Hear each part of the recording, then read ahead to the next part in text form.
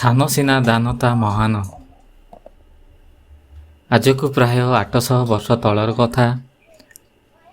ଲାଙ୍ଗୁଳା ନରସିଂହ ଦେବ ନାମରେ ଜଣେ ରାଜା ଓଡ଼ିଶାରେ ରାଜତ୍ୱ କରୁଥାନ୍ତି। ସେ ସୂର୍ଯ୍ୟଙ୍କର ପୂଜା ପାଇଁ ସୁନ୍ଦର ମନ୍ଦିରଟିଏ ତୋଳାଇବାକୁ ଇଚ୍ଛା କଲେ। ରାଜାଙ୍କ ଆଦେଶରେ ସାରା ରାଜ୍ୟର ଅନେକ କାରିଗରୀ ଆସି ଟୁଳାଇଲେ। ସେମାନଙ୍କ ଭିତରୁ 1200 ଭଲ ଭଲ କାରିଗରଙ୍କୁ ବଛାଗଲା। ସେତେବେଳେ ପଥରରେ ସୁନ୍ଦର କାମ କରି ଓଡ଼ିଶାର କାରିଗରମାନେ ନାଁ କରିଥିଲେ। ସେତେବେଳେ ତ ସିମେଣ୍ଟ ନଥାଏ, ପଥରକୁ ଯୋଡ଼ିବା ପାଇଁ ଏକ ପ୍ରକାର ଚୂନ ବ୍ୟବହାର କରାଯାଉଥିଲା। ସମୁଦ୍ର କୂଳରେ ଚନ୍ଦ୍ରଭାଗା ନଦୀ ମୁହାଣରେ ଏହି ମନ୍ଦିର ତୋଳା ହେଲା। ମନ୍ଦିରଟି ତିଆରି ହେଲା ଗୋଟିଏ ରଥ ଆକାରରେ। ସେଥିରେ 7ଟି ପଥର ଗଢ଼ା ଯୋଡ଼ା ହେଲା। ମନ୍ଦିରର ସିଂହାସନରେ ରହିଲା ସୂର୍ଯ୍ୟଙ୍କର ପ୍ରତିମା। ପୂର୍ବ ଦିଗରେ ସୂର୍ଯ୍ୟ ଉଇଁଲା ମାତ୍ରେ ପ୍ରଥମ ସୂର୍ଯ୍ୟ କିରଣ ସୂର୍ଯ୍ୟ ମନ୍ଦିରର ପାଦ ତଳେ ପଡ଼ୁଥିଲା। ଏହି ମନ୍ଦିର ନିର୍ମାଣରେ ଓଡ଼ିଶାର 12 ବର୍ଷର ରାଜସ୍ୱ ଖର୍ଚ୍ଚ ହୋଇଥିଲା। ଆସ୍ତେ ଆସ୍ତେ ମନ୍ଦିର, ନାଟ ମନ୍ଦିର, ମୋକଶାଳା ଆଦି ତିଆରି ସରିଥାଏ। ଗଛଲତା, ଫୁଲଫଳ, ହାତୀଗଡ଼ା ଆଦି ଜୀବଜନ୍ତୁ, ଦେବଦେବୀ, ମନୁଷ୍ୟ ପ୍ରଭୃତି ମୂର୍ତ୍ତିରେ ମନ୍ଦିର ଝଲମଲ କରୁଥାଏ। ତଥାପି ମନ୍ଦିରଟି ସମ୍ପୂର୍ଣ୍ଣ ହୋଇପାରୁନଥାଏ। କାରିଗରମାନେ ଯେତେଥର ମନ୍ଦିର ଉପରେ ଦଧିନଉତିକୁ ବସାଉଥାନ୍ତି, ତାହା ଖସି ପଡ଼ୁଥାଏ। ମୁଖ୍ୟ କାରିଗର ତାହାନ୍ତି ବିଶୁ ମହାରଣା। ସେ ତାଙ୍କର ସବୁ ବିଦ୍ୟା ବୁଦ୍ଧି କଟାଇ ମଧ୍ୟ ମନ୍ଦିରର ଦଧିନଉତିକୁ ବସାଇ ପାରୁନଥାନ୍ତି। ଦଧିନଉତିକୁ ବସାଇ ସାରିବା ପରେ ହିଁ ମନ୍ଦିରର କାମ ଶେଷ ହେବ।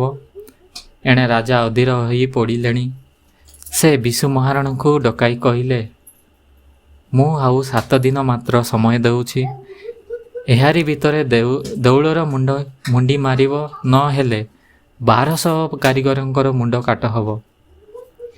ବିଶୁ ମହାରଣା ମନ ଦୁଃଖରେ ଫେରି ରାଜାଙ୍କର ଆଦେଶ କାରିଗର ଭାଇମାନଙ୍କୁ ଜଣାଇଦେଲେ। ସମସ୍ତଙ୍କ ମୁଖ ଶୁଖିଗଲା। ଘରଦ୍ୱାର ଛାଡ଼ି 12 ବର୍ଷ କାଳ ଲାଗି ଏଡ଼େ ବଡ଼ ମନ୍ଦିରଟିଏ ତୋଳିଲେ, ଅଥଚ ମନ୍ଦିରର ଦଧିନଉତି କଞ୍ଜା ଯାଇ ପାରୁନାହିଁ। ସେଥିପାଇଁ ସମସ୍ତଙ୍କ ମୁଣ୍ଡ କାଟ ହେବ। ବିଶୁ ମହାରଣା ଦେଉଳ ତୋଳିବାକୁ ଘରୁ ଆସିଲା ବେଳେ ତାଙ୍କର ପୁଅଟିଏ ହୋଇଥାଏ। ପୁଅର ନାଁ ଦିଆ ହୋଇଥାଏ ଧର୍ମପଦ, ଡାକ ନାଁ ଦରମା। ତାକୁ ଯେତେବେଳେ 12 ବର୍ଷ, ସେ ବାପା ପାଖକୁ ଯିବା ପାଇଁ ଅଳି କଲା। ଦରମାକୁ ଏକୁଟିଆ ଛାଡ଼ିବା ପାଇଁ ମାଆ ପ୍ରଥମେ ଅମଙ୍ଗ ହେଉଥିଲେ, ମାତ୍ର ଯିବା ପାଇଁ ପୁଅର ଜିଗର ଦେଖି ମନା କରିପାରିଲେ ନାହିଁ। ଦରମାକୁ କାଳେ ଏତେ ଦିନ ପରେ ବିଶୁ ଚିହ୍ନି ପାରିବେ ନାହିଁ, ସେଥିପାଇଁ ସାଥିରେ ବାଡ଼ି ବରକୋଳି କିଛି ଦେଇଥାନ୍ତି। ଦରମା ପଚାରି ପଚାରି କୋଣାର୍କ ଗଲା ଓ ବିଶୁ ମହାରଣାଙ୍କୁ ଠାବ କଲା।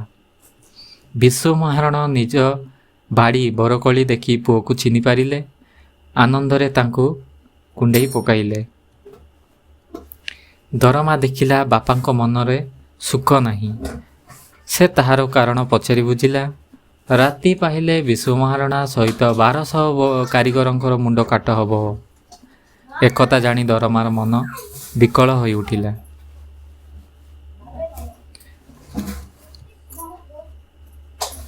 ଦରମା ବି କାରିଗର କୁଳର ପିଲା। ତାକୁ ମଧ୍ୟ କାରିଗରୀ ବିଦ୍ୟା ଜଣାଥିଲା। ଦଧିନଉତି ବସାଇ ମନ୍ଦିରର ମୁଣ୍ଡି ମାରିପାରିବ ବୋଲି ଦରମାର ସାହସ ହେଲା। ସେ ବାପାଙ୍କଠାରୁ ଅନୁମତି ନେଇ ମନ୍ଦିର ଚୂଳକୁ ଉଠିଲା। ରାତାରାତି ମାପଚୁପ କରି ଦଧିନଉତି ବସାଇ ଦେଲା। ସକାଳ ହେବା ଆଗରୁ ଦେଖାଗଲା ମନ୍ଦିରର କାମ ଶେଷ। ବିଶୁ ମହାରଣା ପୁଅର କାମ ଦେଖି ଆନନ୍ଦରେ ପାଟି ପଡ଼ିଲେ। ତାକୁ କୋଳକୁ ନେଇ କହିଲେ, ଏଡ଼େ ସାନ ପିଲାଟି ହୋଇ ମଧ୍ୟ ତୁ ଆଜି ଆମର ମାନ ରଖିଦେଲୁ। ଅନ୍ୟ କାରିଗରମାନେ ବିଶୁ ମହାରଣାଙ୍କ ପାଖକୁ ଆସି କହିଲେ, ରାଜା ଏବେ ଜାଣିବେ 1200 ବଢ଼େଇ ଯାହା କରିପାରିଲେ ନାହିଁ, ତା ସାମାନ୍ୟ 12 ବର୍ଷର ପିଲାଟିଏ କରିଦେଇଛି। ସେ ନିଶ୍ଚୟ ଆମମାନଙ୍କର ମୁଣ୍ଡ କାଟର ଆଦେଶ ଦେବେ।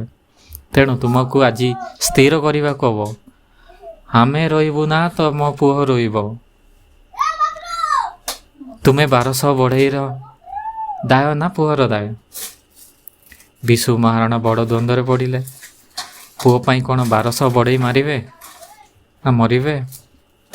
ଏକଥା ଶୁଣି ଦରମା ତାର ବାପାଙ୍କୁ କହିଲା, ବାପା, ମୋ ପାଇଁ ଆଜି 1200 ବଢ଼େଇଙ୍କର ଜୀବନ ଯିବ? ଏହା ଭଲ କଥା ନୁହେଁ। ମୁଁ ତ ଗୋଟିଏ ଛୋଟିଆ ପିଲା। ମୁଁ ଏକୁଟିଆ ବଞ୍ଚି ରହିକି କି ଲାଭ? ମୋ ଜୀବନ ପଛେ ଯାଉ, ହେଲେ 1200 କାରିଗରଙ୍କ ଜୀବନ ରହୁ। ମୁଁ ଯେ ମନ୍ଦିରର ମୁଣ୍ଡି ମାରିଛି, ଏକଥା ରାଜା ନ ଜାଣନ୍ତୁ। ଏକଥା ଶୁଣି ବିଶୁ ପୁଅକୁ କଣ୍ଡାଇ ପକାଇଲେ। ତାଙ୍କ ଆଖିରୁ ଲୁହ ଝରିଗଲା।